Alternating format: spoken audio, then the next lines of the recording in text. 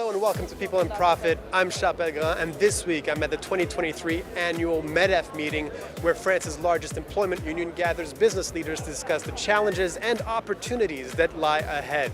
Well, one of those main challenges, perhaps the most important one, is the transition to a green economy.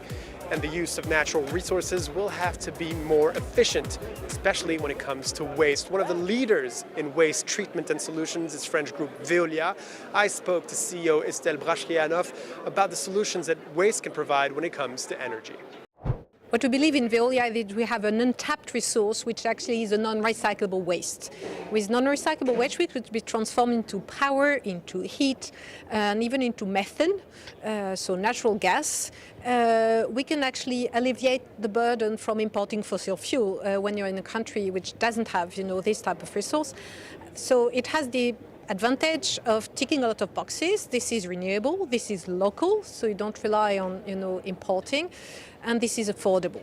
Mm-hmm. And one of your other key businesses and activities has to do with water, obviously, and water scarcity is increasingly an issue with climate change, and one solution to water scarcity is obviously the reuse of water, the recycling of water, which is a big part of the services that the Veolia provides. Can you explain how the situation in France be improved? Only 1% of the water used in France currently is recycled water. You're right, Veolia is the worldwide champion of ecological transformation as well as distribution of water and water technologies. So we have gathered a lot of experience to be helping our customer to recycle wastewater. Less than 1% in France, but it's 15% in Spain, which is a neighboring country, obviously, and we have a lot of experience as well in the west coast of the US, just to mention another geography, or in the Middle East for other obvious reasons. So how do we speed up that? The first was the realization moment. Now it's okay. So we needed probably a little bit of drought and 2 summers like the one we've just had to have people realizing in France that water is scarce and we have to cherish it and actually to recycle it as much as we can. And then we need the technology and the know-how, and this is where Veolia comes into place.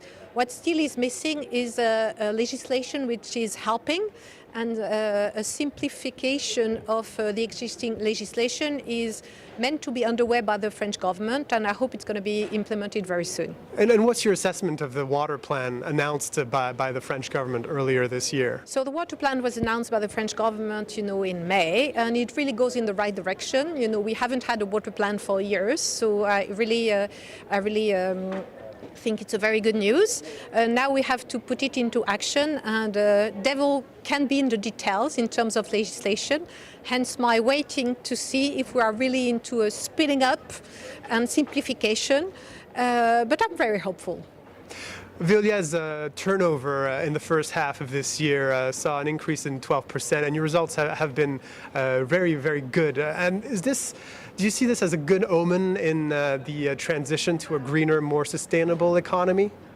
Actually, you're right. Veolia has posted, historical high result for the first semester, and following a very, very good 2022 year as well. So really are at an all-time high, and I anticipate that it will go on in a very positive mood, despite, macroeconomical conditions which, have been a bit weak for the last 6 months to a year. How do we do that? Great positioning, ecological transformation, you mentioned it, which of course is supporting our growth because we have a lot of cities and industries calling for our service to help them decarbonize, depollute, or regenerate resource, as well as a great geographical footprint, present in mainly 40 countries, 40% outside Europe, and we've been driven as well a lot by the growth we've enjoyed in the US or in the Middle East, just to mention 2 of those geographies. And finally, you've gone on record and published an op-ed where you criticized ESG ratings. So those are environmental, social, and governance ratings for companies as lacking vision in terms of reducing carbon emissions overall, as opposed to in one specific company after another. Can you explain that further? I guess some of the ESG ratings, would measure only what's green, and I guess dismiss everything which is not, if you want, pure. Which pushes companies to just get rid of the polluting activities. Whereas, in my opinion, we have a better impact for the planet if we green if we depollute, if you want, the existing activities, as opposed to just get rid of it to somebody who won't do anything of those polluting activities. So that's why I would encourage that in the same way as we have a scope 1, 2, 3 in terms of measuring CO2 emissions, we should have a scope 4, which is how do you transition down, if you want, your own emission level. And that would be a very, very big positive impact for the planet. Estelle Brachlianoff, you're the CEO of Veolia. Thank you very much for being with us on France 24 and on People and Profit. Thank you. The rise of artificial intelligence, especially generative AI, is also shaping the economy irreversibly. In the race to fully exploit all of AI's capability, France and the European Union are working hard to stay within touching distance of the United States and Asia. I spoke to France's deputy minister in charge of the digital transition, Jean-Noël Barrot, and asked him what this means for the future of jobs.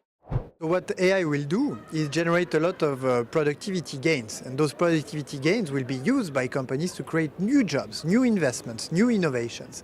And so what we need to do is to help companies train their workforce and also train our youth to be able to seize the opportunities offered by AI in order to be able to seize this opportunity. But let's not see AI as a technology that is going to massively destroy jobs. If you think back to the typewriters or to search engines, would anyone say today that they destroyed jobs? No, they created jobs by liberating productivity gains.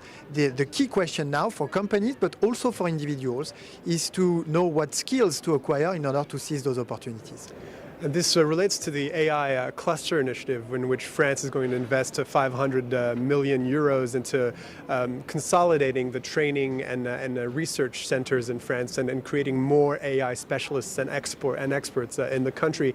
Do you really think that France has what it takes to become a leader in this field? Yes, I do, because some of the world specialists in AI and generative AI are French. Yann Lequin at Meta, Luc Julia, who invented Siri some time ago, but also some of the youngest generations are now coming back to France to develop these models. And what we want to do is stimulate fruitful environment here in France to develop those models with computing power on the one hand, with data sets on the other hand, and finally with talent. And that's why we want to double the number of AI specialists, and this is why we're investing so much money into that. In terms of regulation, what do you think is the best way to protect intellectual property from large language models, and also to protect the spread of disinformation and misinformation thanks to badly used AI?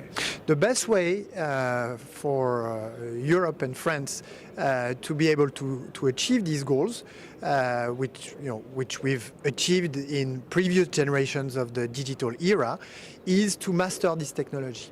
This is why we're investing so much. But we are also already starting to regulate at the European level in order to solve the questions of liability of those that develop these systems when they are used for critical use cases. But then we are also at the global level trying to work with other countries at the G7 level in order to find common grounds and common guardrails to make sure that AI is used for the common good and is used for the right purposes. And so President Macron is taking a number of initiatives at the European level but also at the global level to achieve this goal. And do you feel that after being here at this meeting of the French business community, that your views and the government views on this topic align with those of the business community? Sure, I think that the business community is well aware that in the past, France and Europe have perhaps gone too fast in the regulation and too slow in the innovation. And what we want to do is bring the two together. And in order to be able to weigh in on the global regulation of AI, we need to have a seat at the table. And in order to have a seat at the table, we need to show strengths and our ability to master this new generation of models. Jean-Noël Barrot, you're the Deputy Minister in charge of the digital transition here in France. Thank you very much for speaking to us. Thank you.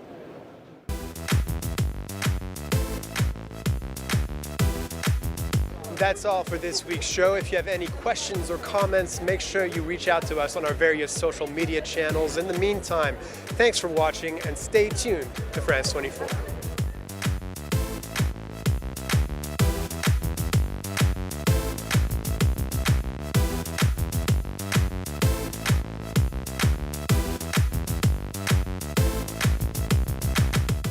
我一定是有什么事情，我肯定就烦的事情啊。首先烦的事情，我一定是第一时间找他。他呢，现在过得很好，都没有离开你，只是换了一种方式陪伴你。同学，你好。